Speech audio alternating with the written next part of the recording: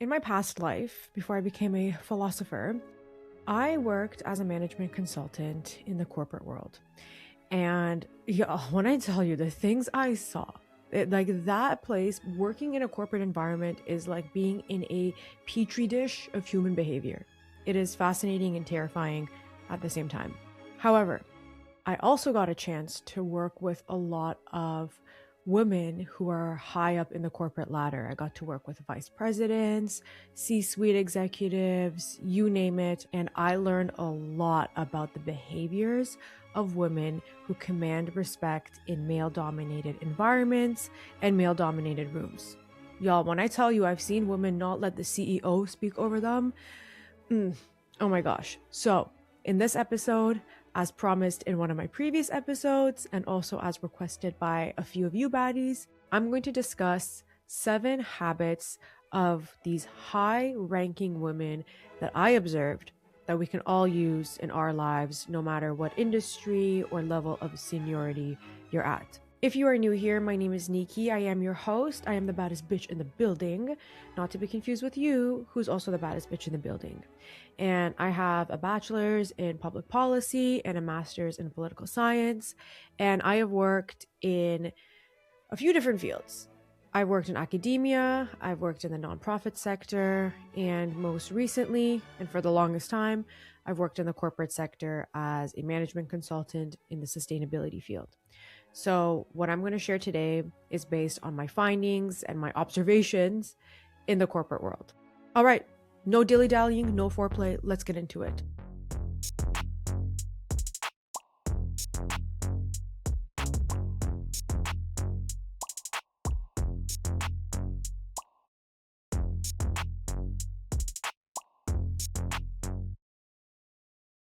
The first habit is that these women do not let anyone speak over them.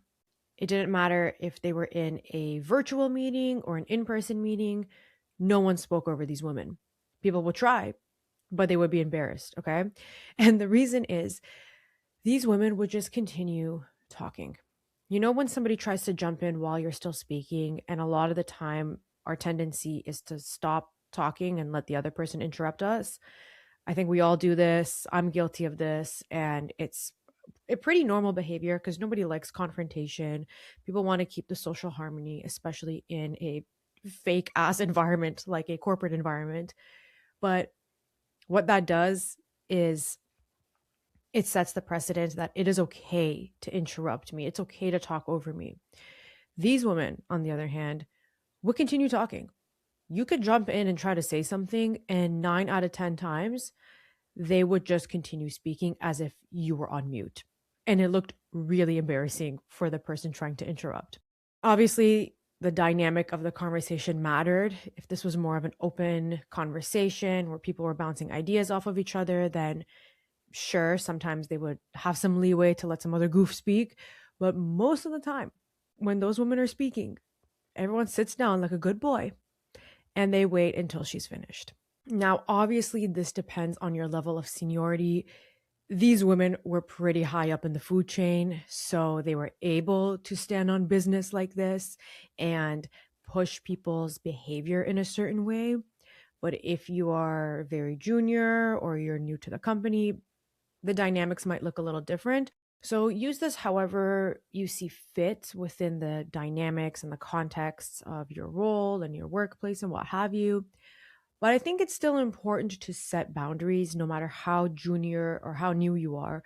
In fact, when you're new, that's the perfect opportunity to set your boundaries because that's when people are getting to know you and getting to see how far they can push you. So it's better to set precedents off right off the bat than to try to course correct after you've let people walk all over you.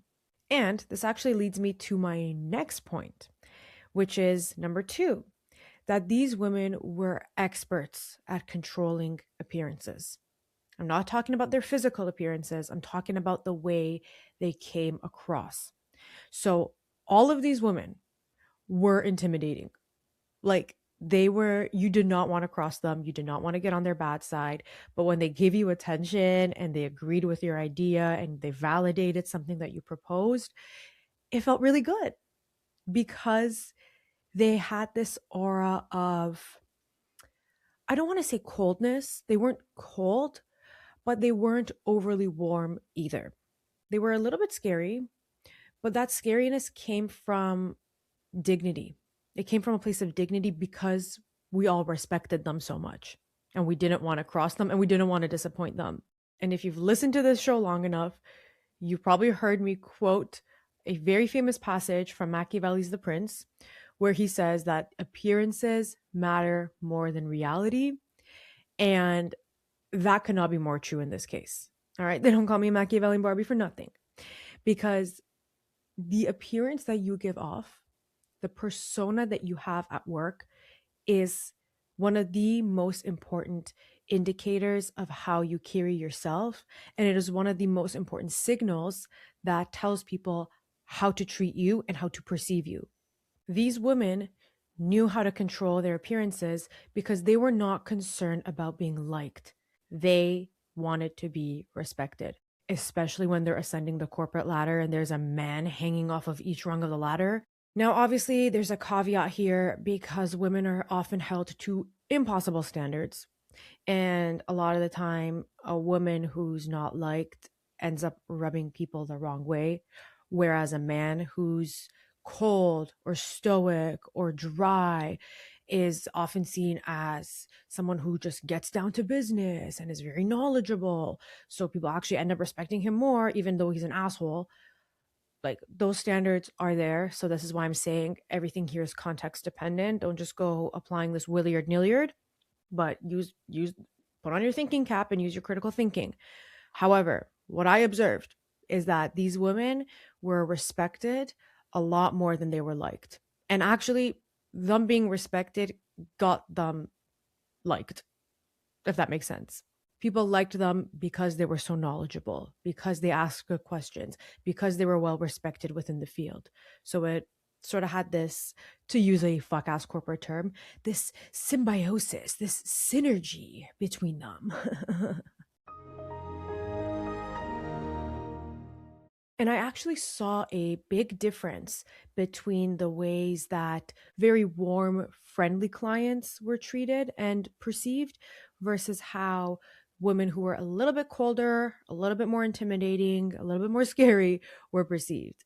And my theory here is that when you are not overly friendly and overly warm, you put the onus on the other person to prove themselves to you.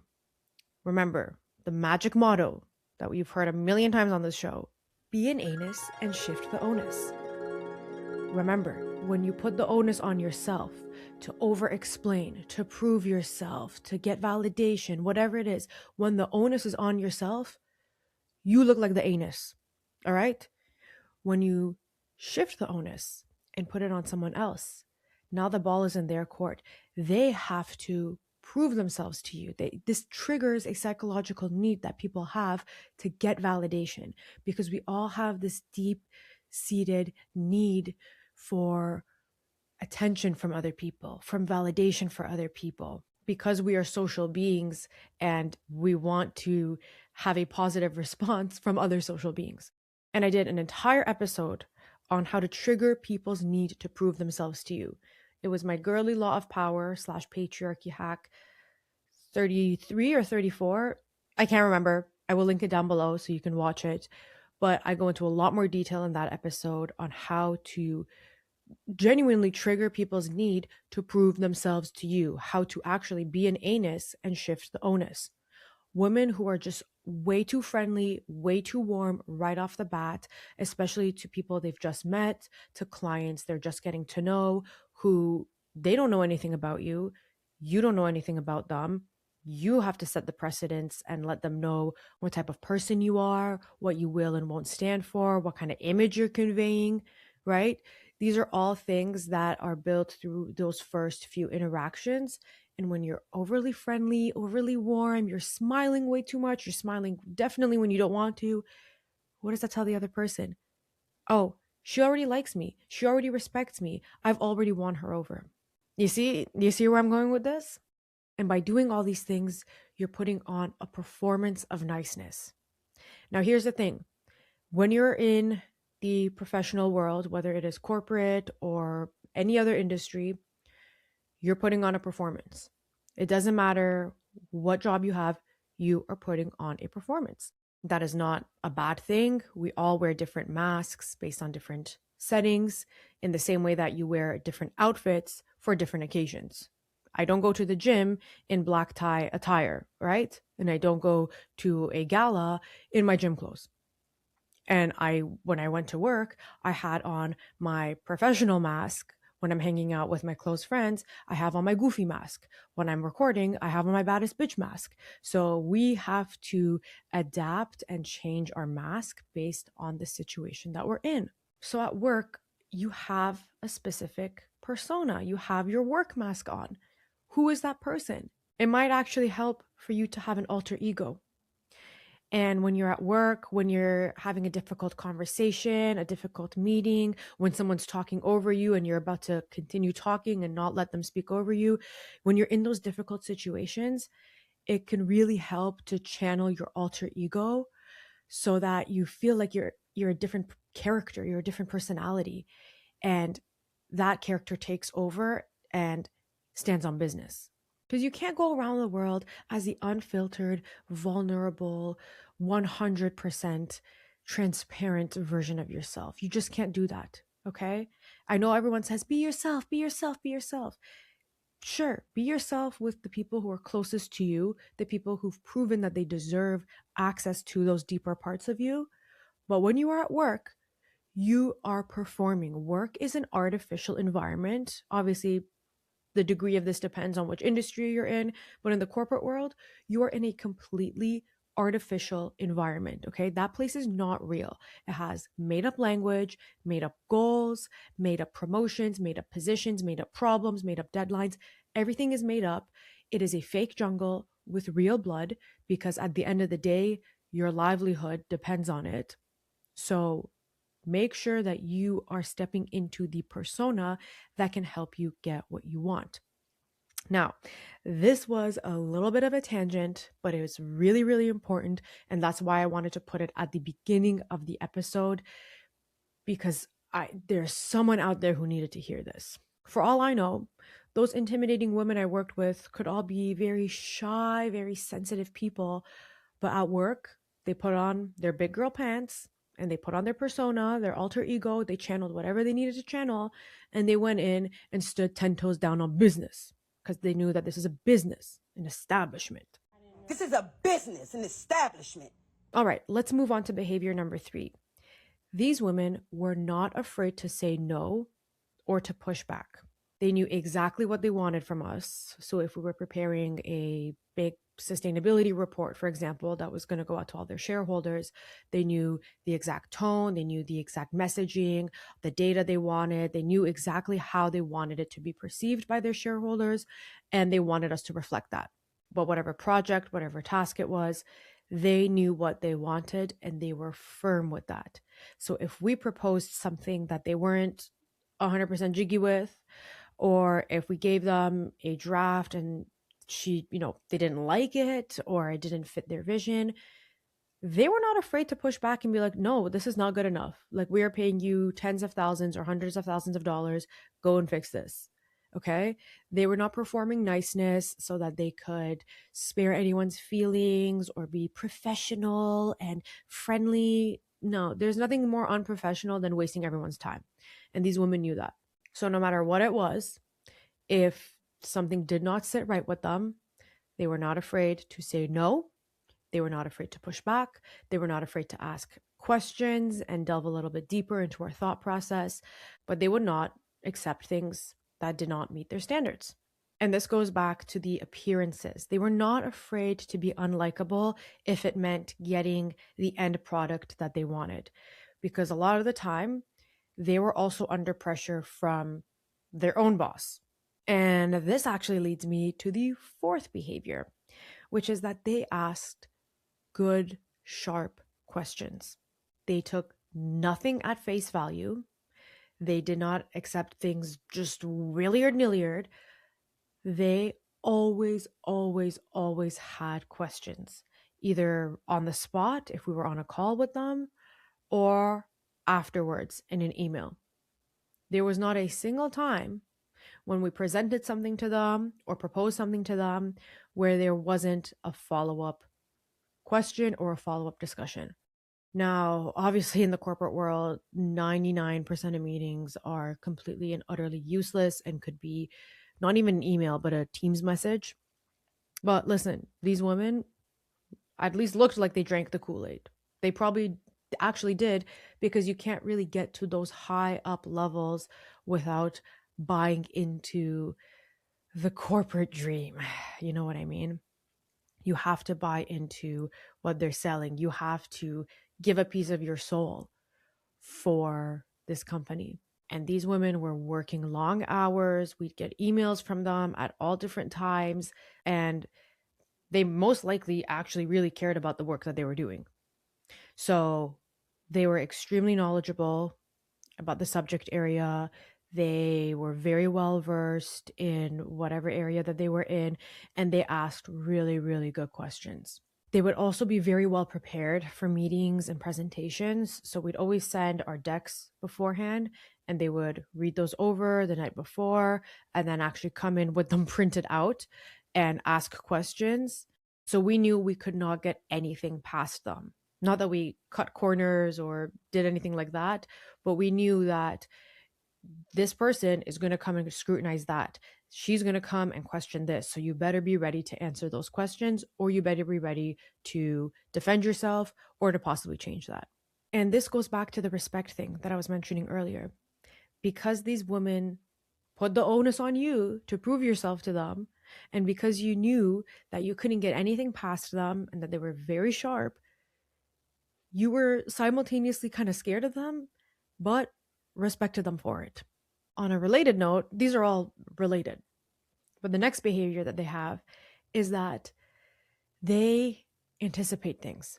Now, this applies to the people I worked with. So these were my colleagues, not my clients. The project managers I worked with, who were really, really good at what they did, they were always 2 or 3 steps ahead, anticipating the client's questions, anticipating their needs, and almost trying to be like psychic in anticipating what's going to come next and preparing for that.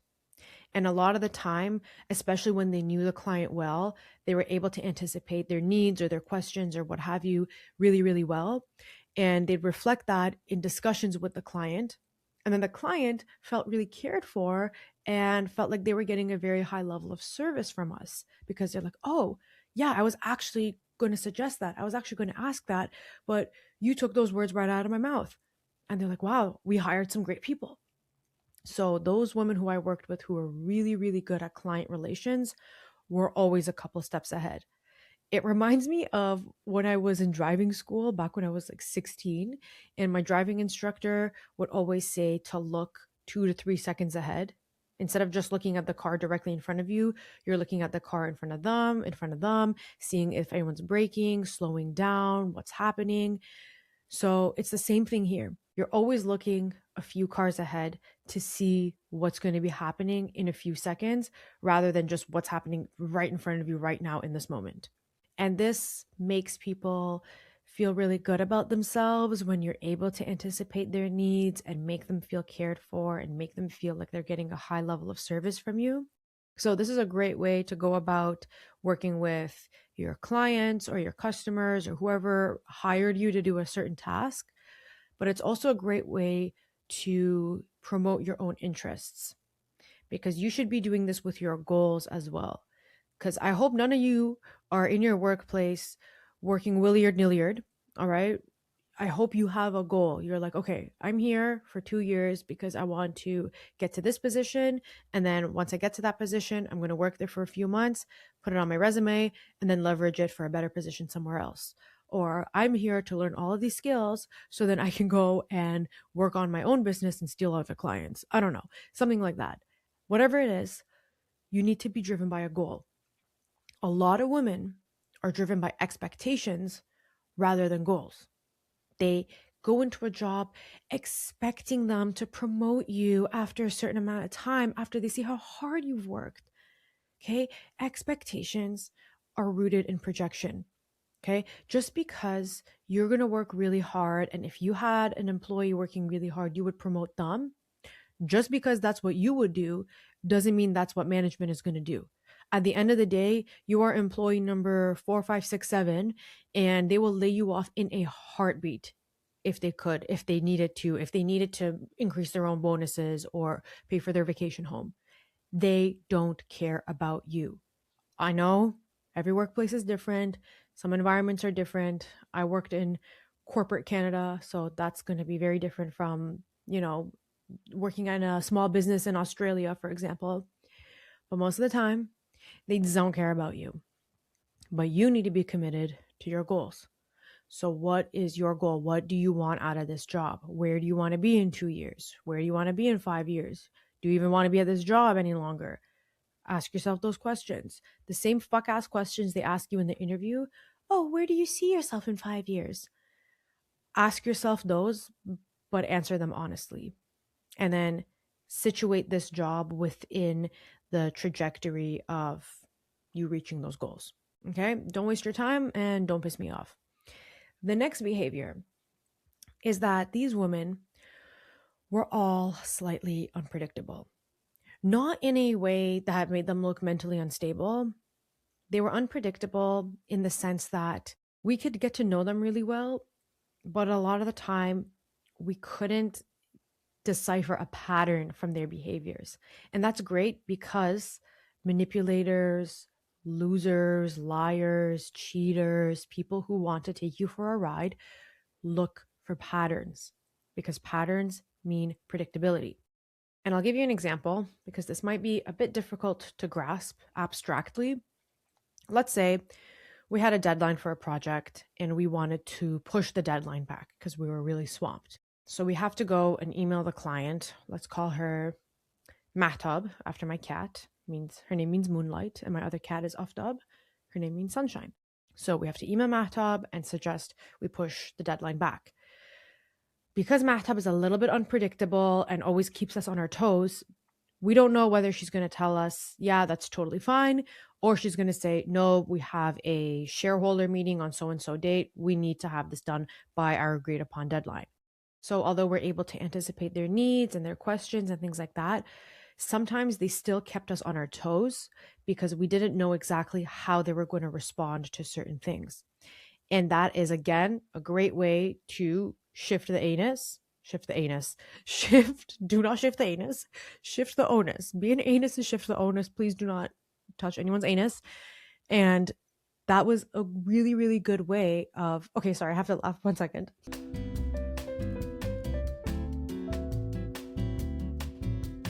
All right, I'm back. So being a little bit unpredictable is a good strategy, a very subtle strategy of getting people to respect you while also being a little bit intimidating or scary. Again, you don't look like you're mentally unstable. You don't look unpredictable in the way that they don't know if one day you're going to yell at them, one day you're going to throw a notebook in their face. Not like that, but in the sense of, if we try to push her boundaries a little bit, if we try to push back, what response are we going to get? We don't really know. And I believe there's something in the 48 laws of power about being unpredictable. It's literally, at the end of the day, never let them know your next move. That's basically what it is. And you know what? That's your alter ego. Remember, build an alter ego and make her a little bit unpredictable. Or him. Honestly, your alter ego can be a dude too. There's lots of people who have male alter egos, like Lady Gaga. Her alter ego is Joe Calderone. Nicki Minaj, her alter ego is Roman Zelensky. And now it's Donald Trump. Now, the last behavior, and this one is a little bit random, but it's still important. The last behavior is that these women all had a sense of humor. They weren't super, super serious all the time, walking around with this big storm cloud over their head. No. Again, as a woman, you're often held to different standards. You can't be this cold, stoic person like a man would and then expect people to drop down to their knees, bowing down to you because oh my God, you're so logical. It doesn't really work that way. Again, the context matters, the environment matters, but You can't take yourself too seriously, okay? This applies to everything in life. You can't take yourself too seriously. And people who are overly serious, they look like they have something to prove, because usually they do, to themselves. When you're able to be a little bit lighthearted, crack some jokes, obviously, when the context is appropriate, you're able to laugh at yourself, you're able to, lighten up the mood a little bit here and there, depending on the context, then people actually enjoy being in your presence, and you don't look like someone who has something to prove. You don't look like someone with a stick up their ass. Because all these people who have a stick up their ass, instead of listening to me and being an anus and shifting the onus, they put the onus in their anus. Okay. And now they have something to prove to everyone, and it rubs people the wrong way. Of course, you never want to be the class clown. Of course, that person is also hiding something, because remember, we're always seeing people's defense mechanisms, not their truth. And someone who's always using humor, always trying to be a clown, is hiding a deep-seated fear or a sadness or something dark and sinister under that humor. So sprinkle the humor in here and there. All right, sprinkle, sprinkle, sprinkle, humor, humor, humor, humor, humor, humor. Now I have a bonus behavior. And actually, it's not even a behavior, but this one is super random. It is that all these women had really good posture. I know, random, but I think it goes a lot deeper than just the posture. These women were not afraid to take up space, and they communicated that both through their outright verbal language and also through their body language. When you see people who sit up straight, stand up straight, and have good posture, usually those are the confident people who have very high self-esteem and are not afraid to not only take up space, but to be seen. A lot of people, especially women, have a fear of being seen. So what we do is we shrink ourselves. We literally try to make ourselves smaller. We slouch, we lean back into our seat. We do all these things subconsciously to take up less space. This is why I have a whole chapter in my book, Girly Law or Patriarchy Hack number 14, Be the Center of Attention. I intentionally put that there because a lot of women need to get over their fear of being seen. You need to make yourself visible, because if you are invisible, you are forgotten. If you are invisible, you're not going to get a promotion. You're not going to get accolades. You're not going to get diddly squat. You know what you're going to get? Overlooked. Because when you're slouching, when you're hiding in the shadows, when you're making yourself small, you're basically telling everyone, hey, don't mind me. And guess what? They won't. So I don't want to see any of y'all looking like Quasimodo from the Hunchback of Notre Dame. Stand up straight and have good posture and take up space. All right? Don't be afraid of being seen. You are literally smart and pretty and skilled, and you deserve to be seen, and you deserve to get the promotions, and you deserve to get the accolades, but you got to stand up for yourself, stand up straight. And if you don't advocate for yourself, if you don't put in the work for yourself, no one else will. So those are the 7 behaviors I've noticed from very successful women who are high up in the corporate ladder. Of course, this list is not exhaustive, and it's based on my experiences and my observations. And what I will mention here is that most of these women I worked with were white or white passing.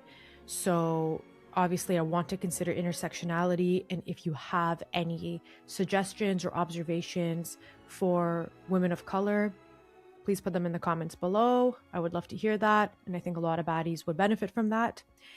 And just remember, identify your goals and make sure you are working backwards from your goals. Okay? All right. I hope this was helpful. Thank you all so much for tuning in. Don't forget that you are the baddest bitch in any building that you step foot in. In the meantime, stay bad. Love you. Bye. Hear ye, hear ye. I'd like to give a royal shout out to all the baddies who are supporting on Why Can't I Be Normal for 1 minute? Okay, y'all, shout out to all the baddies who are supporting on Patreon. and whose support make this show possible. Shout out to Lee, Hannah, Emberly, Wisal, Yelena, Ladenko, Red, Lisa, Lindsay, Danny, Nadine, Melissa, Kate, Via, Amanda, Naomi, Gemma, Sophia M, Nilufar, Adriana, Amara, and Sophia K. Thank you, Patties, grandly for your support.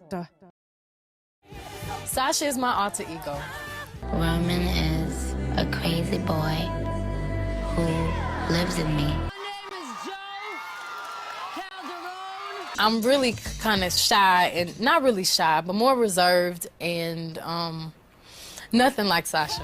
And he says the things that I don't want to say.